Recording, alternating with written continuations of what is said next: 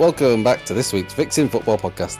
I'm Matt Naylor and I'm here with Liam O'Meara and Scott Naylor, and just off pod we've been discussing bear attacks. So Liam, in case any of our listeners encounter a bear over the Easter weekend, what advice would you give them?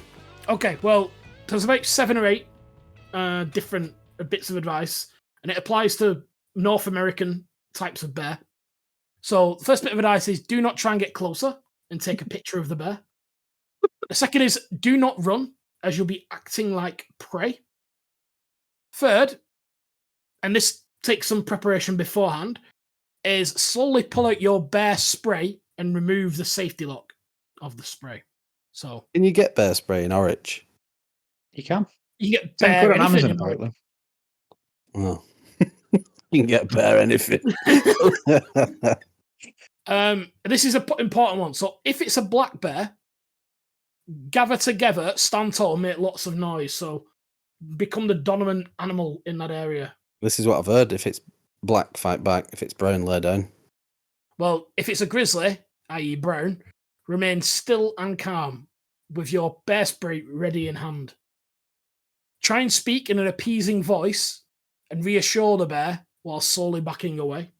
If you're trying to do an impression, or which celebrity has an appeasing voice? If we were trying to give someone advice, if you see a bear, try and speak like.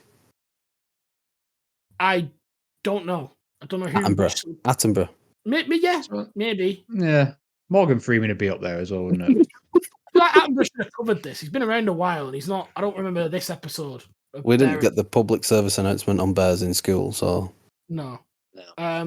An agitated grizzly bear may pop its jaws, pound the ground with its paws, and lunge towards you in a blind charge. Avoid using your bear spray until the bear is within 25 feet. Good. So That's stand there with your bear spray in your hand, but that bear bounds towards you. 40 mile an hour. Hold your ground. Don't give an inch to that fucking bear. And if the bear is charging, aim the nozzle as a spray just above the bear's head and give a sustained blast. Right. There you go. That is what to do in case of bear attack.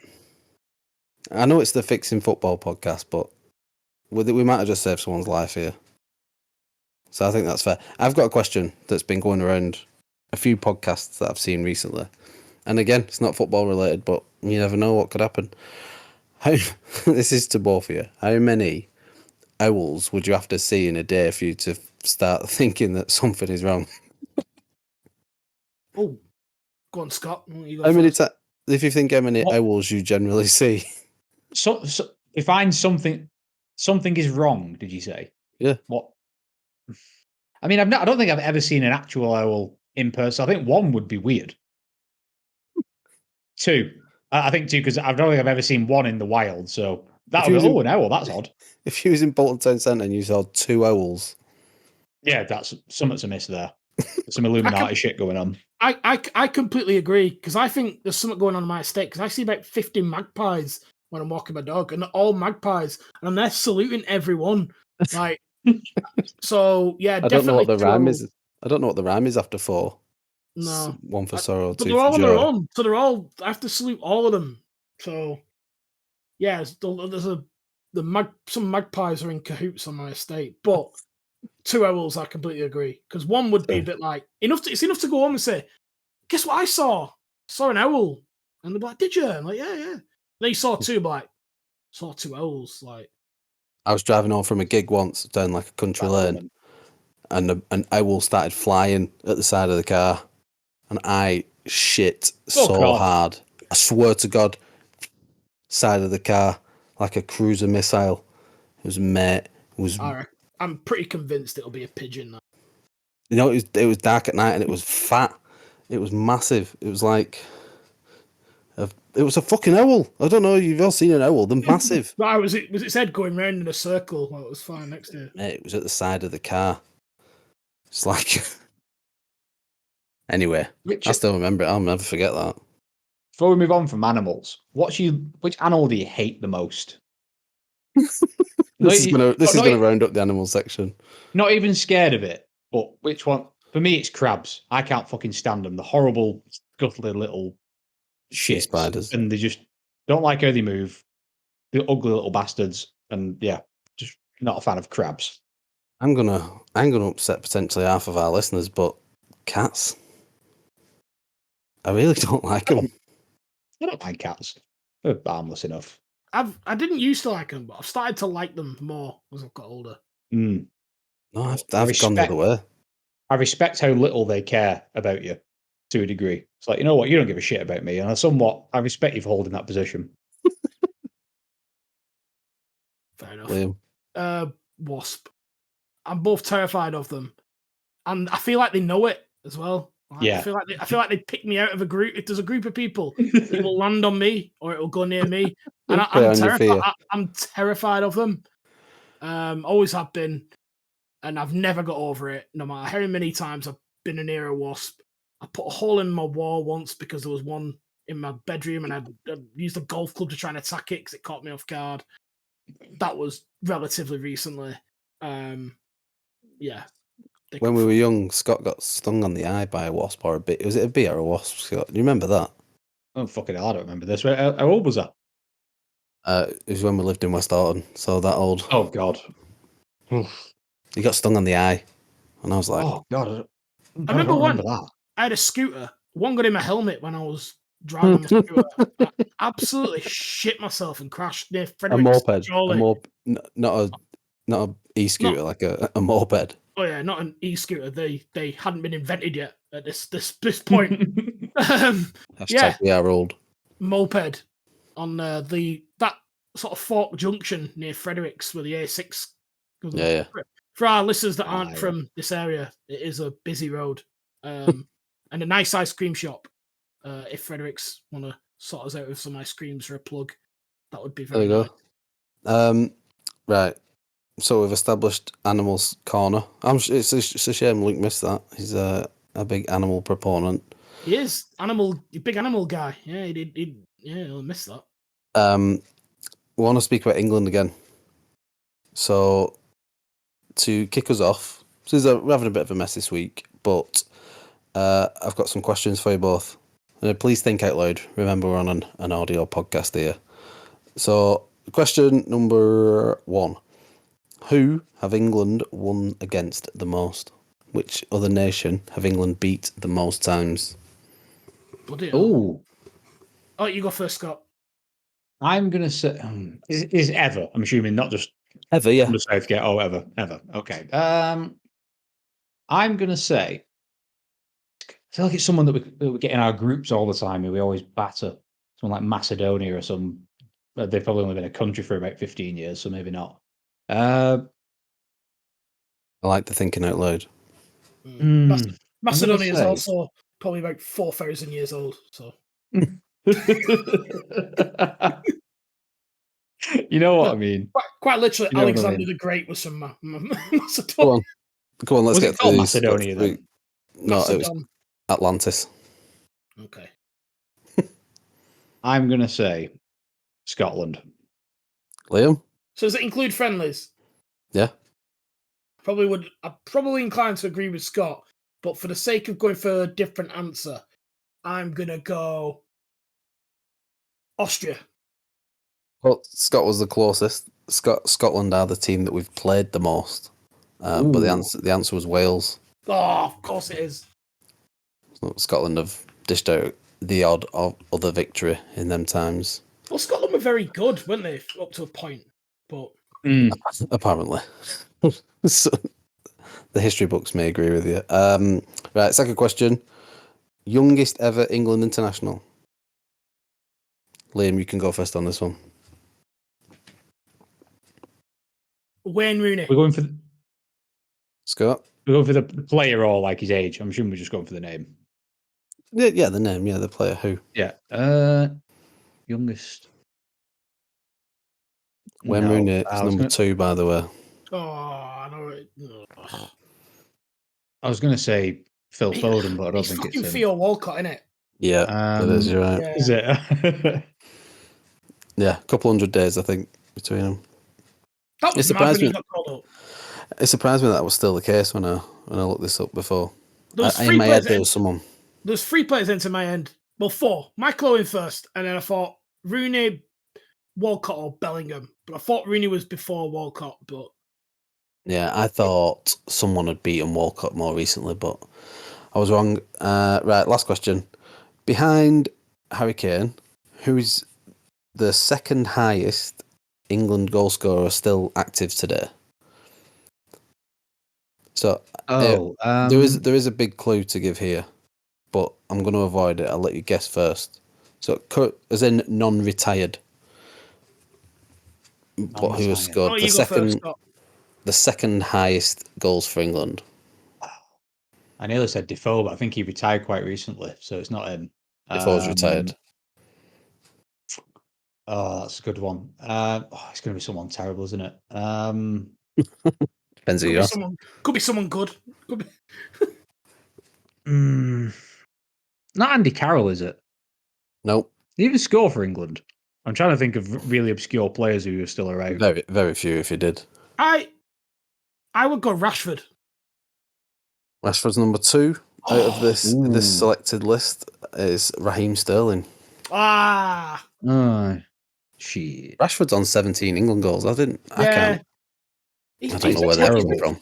He's been very good for England, Rashford. As has Sterling, actually. Both of them two players have been very good for England. Well, that leads us kindly onto our England section. Well done on the questions. You both scored 0. Oh, no. Yeah, you did. You both scored 0. Even if I did, my comments on Macedonia should knock me some points because that's embarrassing. I should know that how old Macedonia is. So apologies to the Macedonians. Yeah, all our Macedonian listeners, we do apologise. We're big over there. Well, we're speaking about listeners. You know, over half the people who listen to this don't subscribe on YouTube. It's outrageous. It is mad, that. So just fucking click the button. It's free. Do that. Subscribe. It helps us massively. We'll remind you all at the end. Does it though? How does it help us? Right. So the more subscribers we have, the more likely someone is going to want to advertise with us, because it means our viewership and our audience is bigger. And if people want to advertise us, that means we get dollars. Which we'd obviously put back into the podcast. We wouldn't buy ice baths and other frivolous purchases with. I've already got an ice bath, and if anyone else wants one, just use the code MLN the DJ and you get 15% off site wide. I'm just saying. So you could buy one of them. Honestly, we've saved people from bears. We've improved their immune systems greatly just by giving them discount on ice baths. I'm about to tell them what's wrong with England. This podcast is life-changing for me. I don't know what... I can't think of anything else. It's an inconvenience to me, but yeah, it's good as well. That's a common comment. Anyway, Liam, England v Brazil, what did you think? I mean, what can we say, really? The problem is, right, as much as everyone wants them to, friendlies don't matter. And we all know that deep inside. But I think because it's England, people are desperate to make more of it, analyse it maybe more, hold it to a higher bar. But it was a half... I mean, I think it's probably missing 5 starters, I think, the starting lineup. And Brazil was a completely mishmash team as well. And Endrick, when he came on, proved to be a bit of a difference maker, quite an exciting player, actually, to see him. So I don't think an awful lot of it, to be honest with you, man. What do you reckon, Scott? I'm in your camp in that friendlies are just friendlies and they're a bit of no one likes them. Everyone hates how they interrupt the calendar and whatnot. And yeah, they don't actually matter. But I think in this particular case, it kind of does, in the sense that our record against teams that we look at when we go into a major tournament and think, right, these are the good teams who we could come up against. These are the teams that we need to be getting results against. And we never do. Southgate's record against against teams in the upper echelons of the FIFA rankings is really, really poor. And I think although it doesn't matter, the result in and of itself doesn't matter in isolation, it does speak to a big problem that England have under Southgate of coming up against what you would call the teams to beat. Although obviously Brazil won't be a factor in the summer, but that level of team that we need to be beating to win stuff, and we never do. And I think it goes to show that we've got big problems under Southgate when we get to these games. We've won 4 out of 20 matches against the top 10 ranked sides at any time. It's awful that, and I've seen a few different figures banded about with that today, and it's not. It doesn't make for good showing, does it? Martin, would you say that's a Southgate problem? Because I probably disagree with Scott slightly. Because I would say under Southgate, it's probably the closest we've got to winning those types of games. I think of the Germany game at Wembley. I think of wins against, obviously, other wins against Italy, not the main one, which he did draw in his defence. I don't think that's a Southgate problem, personally. I don't know what you think. A little, I get your point that you maybe on the day them sides would just had better players. In international football, you can only deal with what you've got. But against Italy and against Croatia, we were winning, and it's got to be down to in-game management to be able to get that sorted. I'll take a 1-0 in any final any day. So, yeah. When you look at the talent in those games as well, like you mentioned Italy and Croatia, on paper England should have won those games fairly comfortably. I don't think anyone would say that Croatia had a better team than England or Italy had a better team than England. So again, it comes down to Southgate being outdone by a better manager versus one team being better than the other in terms of quality. I think England had the better players in both of those games. We came unstuck again, and we both took early leads in both, and we just didn't have the whatever it was to come out on top. So I think it's a big issue that we need to address. So let's go off the starting lineup. Liam, just give us your thoughts on that and what you think that means for going into the Euros. So I think obviously the big decisions had to be made were in centre midfield, whatever he did with Phil Foden. Obviously Anthony Gordon started, which, you know, when we were speaking last week, we were all in favour of. It was almost like that was going to be the team for the start of the Euros. Do you agree with that? I think there were some interesting selections. I think Chilwell was an interesting performance. Yeah, he said he needed to give him minutes, didn't he? I probably would have been tempted to let him build up back at his club, maybe. I don't know. I don't know. It was a bad day for him. He had a bad game, yeah. Yeah, it's awful. And I mean, Anthony Gordon getting a debut as well. I think that's quite significant. About his chances, really, of being the extra winger, because that's something we talked about quite a lot. I think most of us actually included Gordon in there, didn't we? Yeah. Head of Grealish, really, which I know Grealish is injured at the moment, but I do wonder, because Gordon did relatively well, I would say, in this game as well. Yeah, like our main threat, yeah. Yeah, whether that becomes the option. I don't think he'd play too much because obviously Saka's going to feature more, but Gallagher in centre mid starting as well, that was an interesting one. I think he's got a big problem there in that position. I think that was quite a significant start for him in terms of the confidence shown in him by Southgate. I don't know if you agree, Scott. He's been all right. He's been good for Chelsea, and he's probably been. Would you say probably been your best player of the season? No. I'd say that's Cole Palmer, but he's been one of our more consistent performers. He's been one of the few who looks like he actually cares when he's played. So he has that going for him. I mean, I think that's a bigger problem. The fact that a player like the likes of Gallagher, God love him, is one of our best players now. It shows where we are as a club. But I agree with Liam that some of the selections were interesting. I don't really agree so much on Chilwell. I think although he didn't have a great game and he has been out injured a lot, there isn't really anyone else to put there at the moment. And while he is fit enough to start, Southgate's probably looking at him and thinking, if he's fit and he's not in absolutely abysmal form, he's probably going to start. So I don't think that's weird. I do find the Gallagher start weird when Bellingham and Rice were both there and both started, but just not in the right position. Like, he played Bellingham much further forward in more of a 10 role. I don't really know why he's done that. Well, that's where he plays for Madrid, isn't it? I don't think that's where he's never done his best work for England in that position. It's always been in the midfield too. And I think you're putting Bellingham into a space that should be occupied by Foden or by Palmer or by Madison.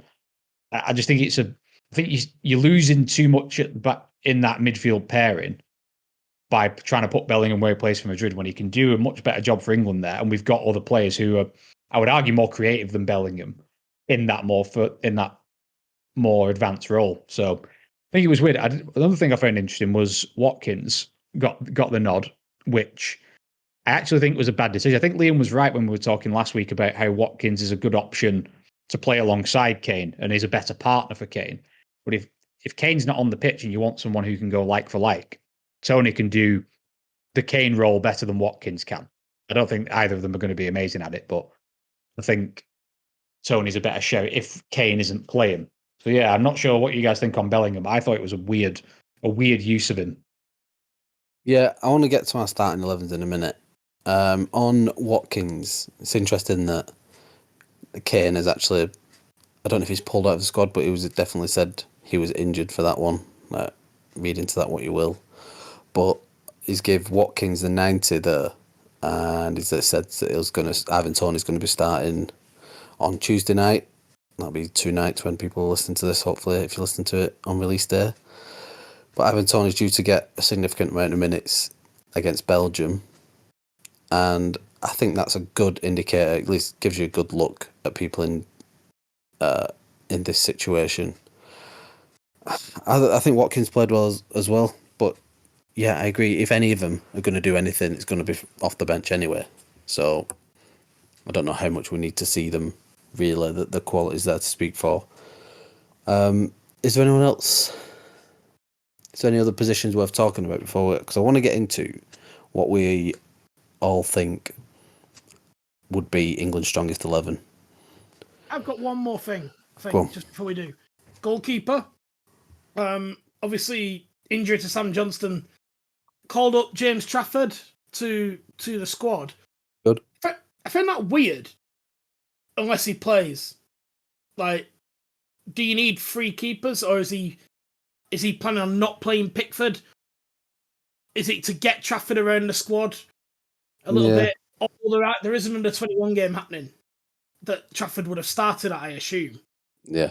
So I wonder whether the thinking is he's going to give 2 keepers 45 minutes as a bit of a test. I don't know, but it's I can see that. I can see that. I'd be happy for Trafford if he got his debut. That'd be nice for him. Whatever. The other one that we didn't speak about last week, but who did get his debut this week, was Kobe Mainoo, and I thought he did well when he come on. And I don't know if that was an indicator that he may snatch one of the final places in the squad. The fact that he's brought him in at the last minute and then give him, he got about 15, 20 minutes nearly at the end. Yeah, I've got a feeling him and Bramthwaite are going to get in. I think both of them are going to get into the squad. I think we'll see a bit more Bramthwaite in the next game. Good, I like him. I think he's a good player. I've got a feeling he's going to bring both of them in, but I've got absolutely no issue with either of them, particularly Mainoo. The only thing with Mainoo is it good for him? But he's playing and he's starting every game for Man United now. It doesn't get any bigger than that, really, does it? No. As Luke will tell us, the biggest club in the world. So he's putting himself really forward for that position that we're talking about, that Gallagher position, even maybe in some people's starting 11, I imagine. It's definitely going to be in the argument. So here's my argument, right? I wanted to suggest a few people who are going to be in everyone who picks in England's starting 11. Let's just get them out of the way and work out what are the problem positions that you think are up for grabs still. So Pickford's going to start. Walker and Stones, do we all have them in there in our starting 11? Yeah. Yeah. Rice and Bellingham. Yeah. Yeah. And Saka and Kane. Yeah. Yeah. I'd say so. I'd say Foden as well, and I think he'll go left wing. Any objections to that? Yeah.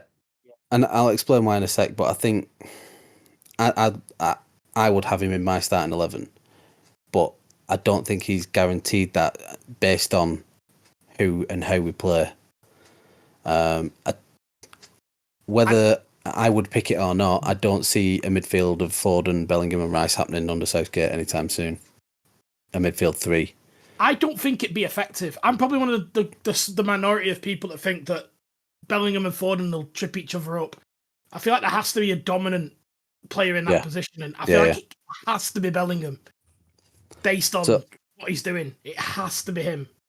So that's the thing, and then we've always spoke about people, the ones like Rashford, who want to get in behind Kane. That's where Saka's excelled quite well, and I think where Gordon would as well is in, you know, that pace behind, because we know Kane likes to drop in. So, like I said, depending on how we set up, whether you'd start Foden on the left or in the middle, he's not 100%. He's more like a 95% starter for me. One of them has to play on the left, and I've never seen Bellingham play there. He probably could play there on the left. Yeah, he'd play it net if he wanted to. Yeah, exactly. He could probably play anywhere, Bellingham. But what are we doing? But it's Foden. Nosh off podcast. Fuck me. It's a Foden starting on the left. Let's just tell. The sooner we all accept that, the sooner we can get into the. No, I'm happy for him to do that. I just don't. While we all picked our squads and teams last week, I sort of want to consider them up for option and what's more likely to happen in terms of the first game in the Euros or the harder games. So that leaves a centre-back and a left-back, or two defensive spots, a midfield spot and a left-winger spot, or another number 10 spot, depending on how you want to play it. So, let's see your thoughts. For me, I would have my 11. If we was going 4-3-3 there, it would be Walker, Stones, Gahey, and Trippier. And then, while I would like to see Trent in there, in the midfield with Rice behind Bellingham,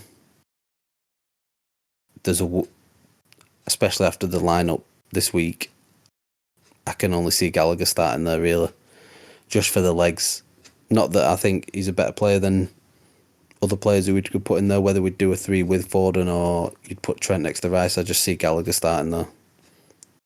It's just the way I see it happening at the moment. And yeah, and then that leaves one of Gordon or Foden on the left.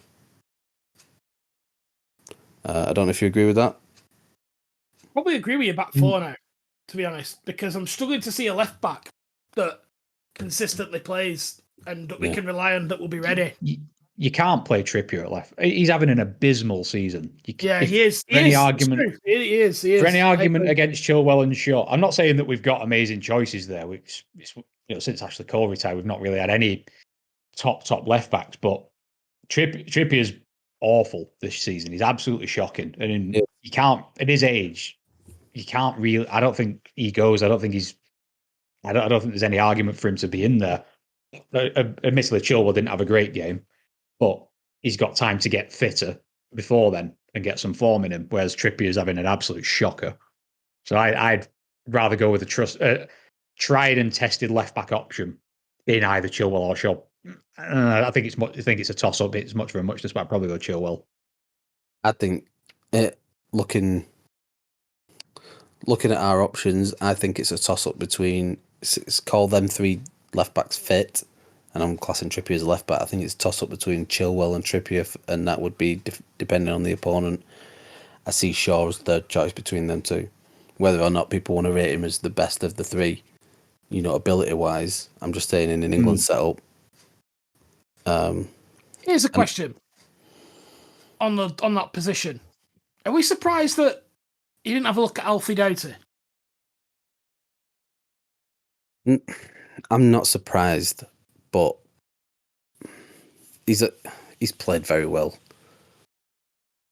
But I'm not surprised that he's not at this stage. Maybe if this was the November friendlies or something like that there might be more of an option. But never in a million years as a Luton player getting in the England team. It's just never going to happen. And this is why I'm a bit resistant to Mainu, because he's been all right. I mean, don't get me wrong, for his age, he's very good. But if he was playing the same way in a Wolves shirt or another shirt that wasn't Man United's, he wouldn't be getting a sniff.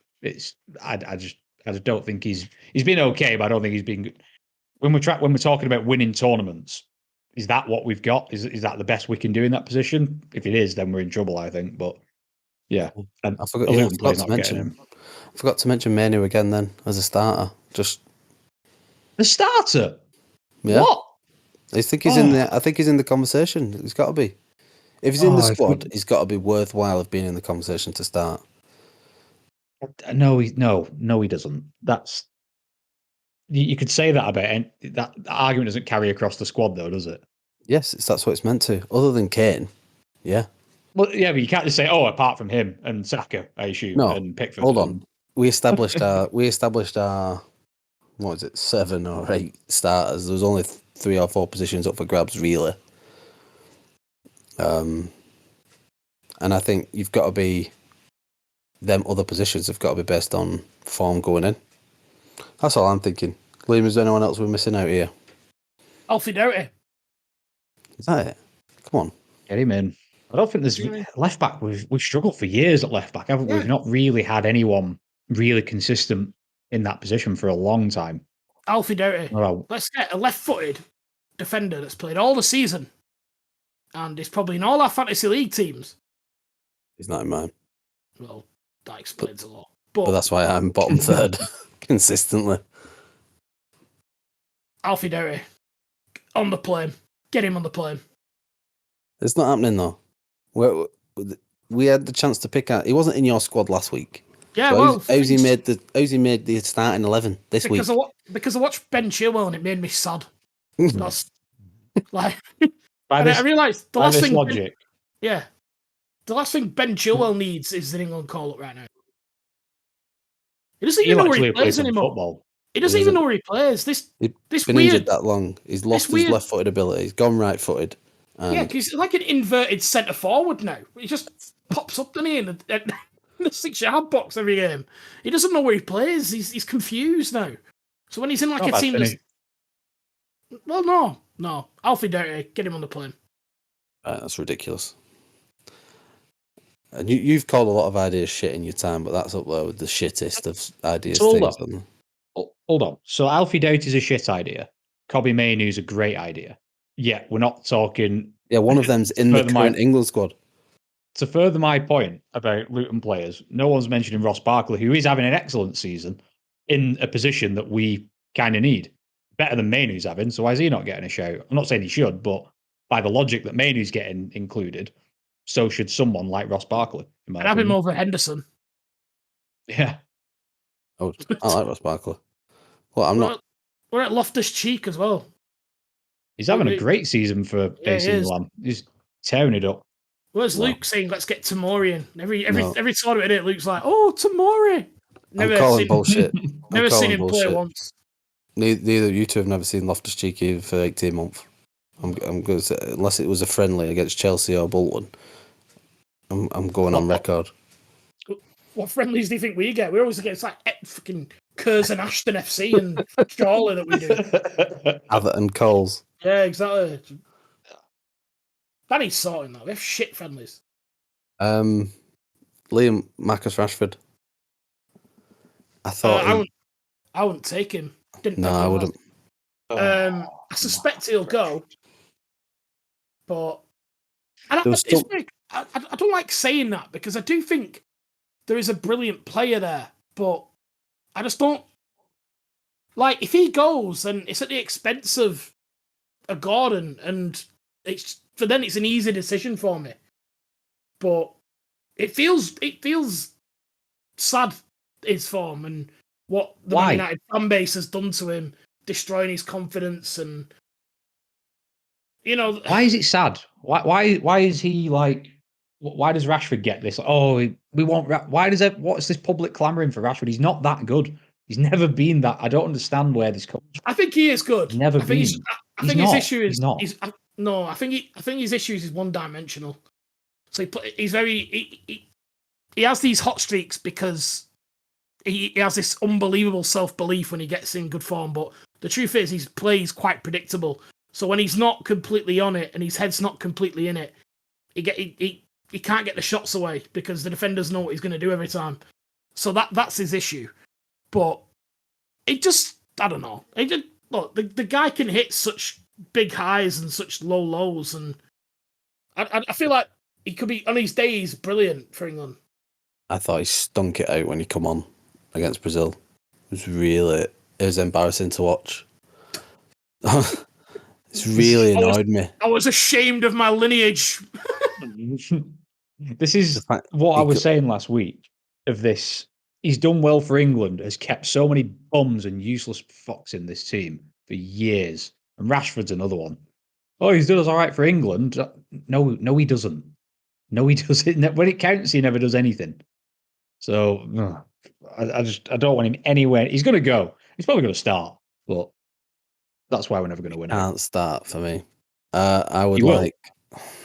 If it was up to me, you would take one of him or Gordon, with Grealish being the other left winger, because it's a different option.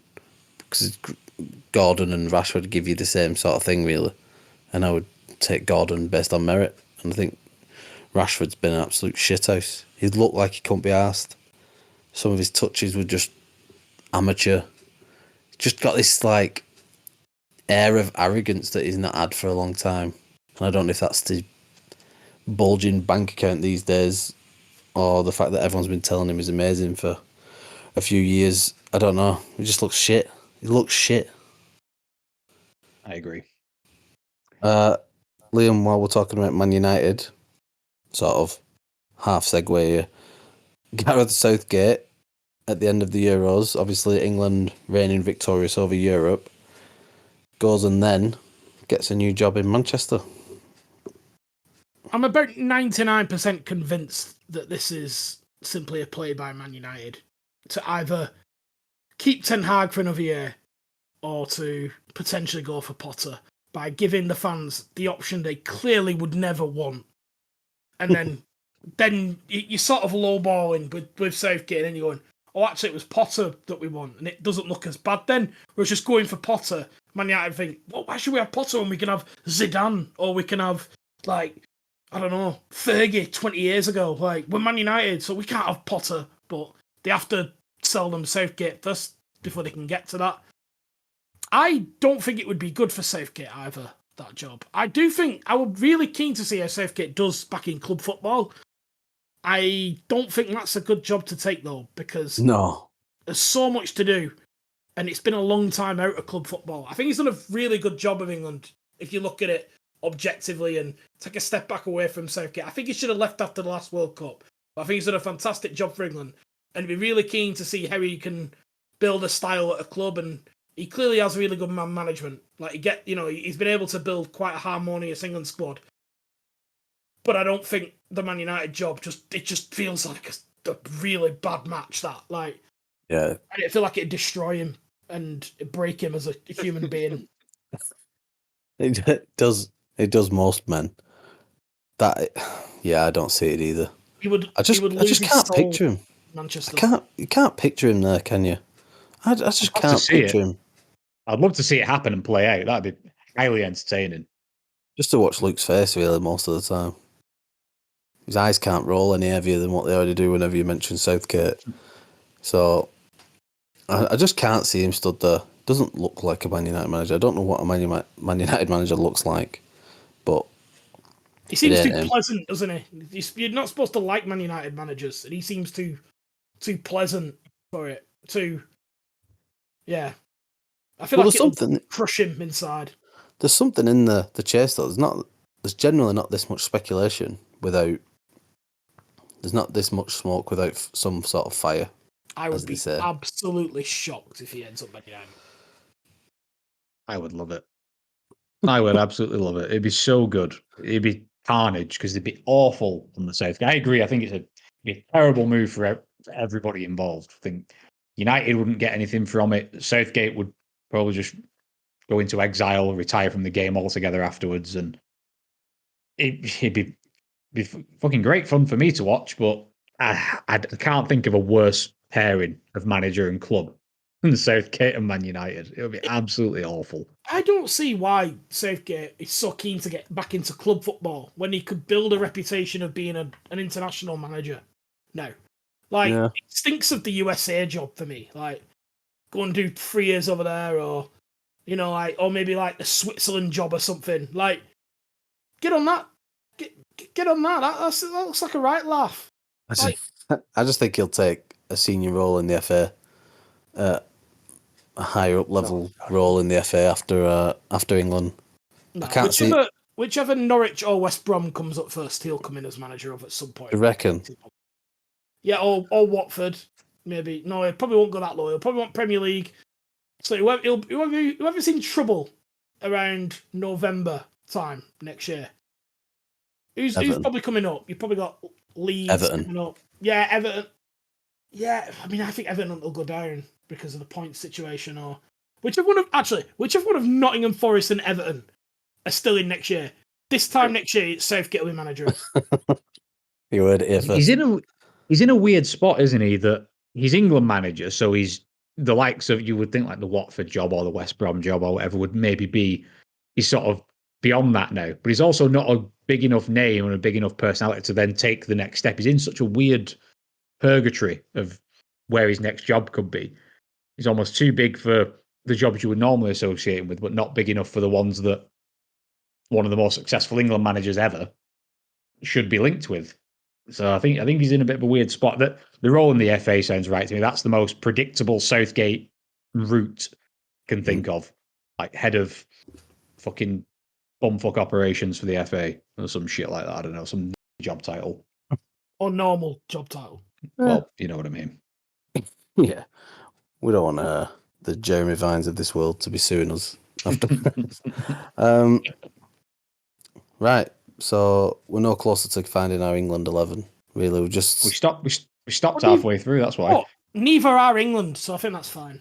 I don't want to go down that track again. I feel like we've highlighted that it's confusing. Yeah. I don't know if you've forgot, but we're meant to fix that. We're meant to unconfuse it. Well, I've told you, Alfie Doughty, sorted. Right. We're not going to have a break. Let's just crack on. After this international against Belgium, we're back to good football. 10 games left of the season. Kicks off in the right way, Liam. City v Arsenal. Biggest match in the world. Yeah. Well, I mean, it is a big game at the Etihad, isn't it? Am I right? Yeah. I mean, this is the time for Arsenal to show who they really are, isn't it? This is the moment. This is can you actually go and dethrone Man City? Do you think we need to win? Or do you think we just need to not lose? I mean, you need to not lose, but a win had been massive, wouldn't it? Well, That's all I've been thinking. This is it. At some point, you've got to start acting like champions if you want to be champions. And they beat you last year in a very similar time, very similar fixture. I think was it 3-1? It was 2-1. This one 2-1. At this time. Yeah, Rodri scored at 89th minute. Yeah, they came and planted their flag right in the middle of the Emirates, and I feel like if you're going to do it, you need to do it like that. You need to go and beat City because no one else will. So you need to do it. I think we need to win. Not again, a draw isn't title over, but I think we need to win. So, Scott, any opinions on that? I don't know what matches Chelsea got coming up, but I'm pretty sure they're less significant than this one. Who fucking cares what matches Chelsea have got? Although I was just looking at the table, if we win our 2 games in hand, we will go 7th, provided everything sort of stays the same gaps. If the gaps remain the way that they are, we've only played 27. We're the only team who's played 27 games. Not quite sure how that's worked out, but yeah, we just seem to keep fucking it up at the crucial point where we could steal a march on people and we just don't. So one of them games in hand is at the Emirates. I thought one of them was Spurs. And one of them's at Spurs as well. Well, good luck with them too. We battered them 4-1 last time. It was a piece of piss. They had 9 men. Yeah, well, that's their own fault, isn't it? And Ange the tactician. An idiot. But anyway, on to things that actually matter at the end of the season. I think I agree I think Arsenal need to win. I don't think anything but a win is good enough. Particularly, you could say, okay, a draw's fine, you maintain where you are. But if you draw and Liverpool win their next game, then you're not top anymore. So that's gone. And I think Arsenal need the belief in the squad more than City do. City have done it over and over. Yeah, that's why. If they draw this, they'll be thinking Arsenal have dropped some points. It'll be more that Arsenal have dropped points than City have. I think that'll be the general view in both camps. They'll see a draw or win for City is like they're still on a march on you. Whereas if you boys draw, it's like we might have let them back in. So I think you need to win. I agree. So that's going to be a fun Easter weekend. Liam, what's happening with Bolton over Easter? Have we got any? Is it a massive match? Must win? Well, they're all must wins when you're going for the title, Martin. Second, I'd say probably more realistic for Bolton now. I think Portsmouth are probably a step too far, but Derby losing last weekend has given us a lifeline. So 2 very big games. Stevenage away is a particularly tough game. Oh, it's Easter Monday you play, isn't it? Well, we've got Good Friday and Easter Monday. So we've got 2 games. Oh, right. So on Friday, it's Stevenage away, which is a tough game. Stevenage, under Steve Evans, going for the playoffs themselves. So not an easy away game. But again, we're in a position now where we can't afford to drop it. So we've got to go there and put a performance on and win. And then a kind of fixture on Easter Monday. £10 a ticket for those that are maybe look for something to do. Close to selling out though, so you might want to be quick. On Easter Monday at home against Reading.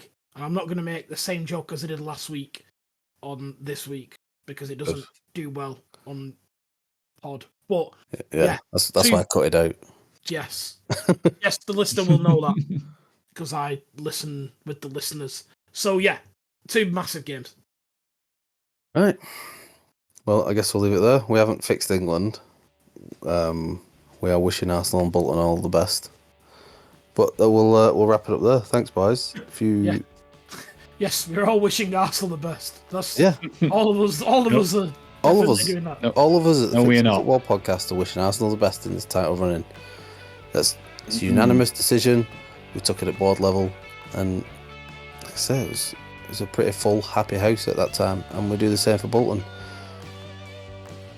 Thank you everyone for listening. You can catch all our information and shit at www.fixingfootballpodcast.com. Please remember to count the amount of owls you see over the Easter weekend, and if it is over 2, call a friend, call help, put it in the comments. If you call the police. Yeah. If you happen to come across a bear, there's some helpful information at the start of this podcast, so go back to the beginning. And good luck.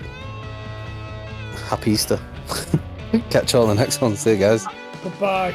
See you in a bit.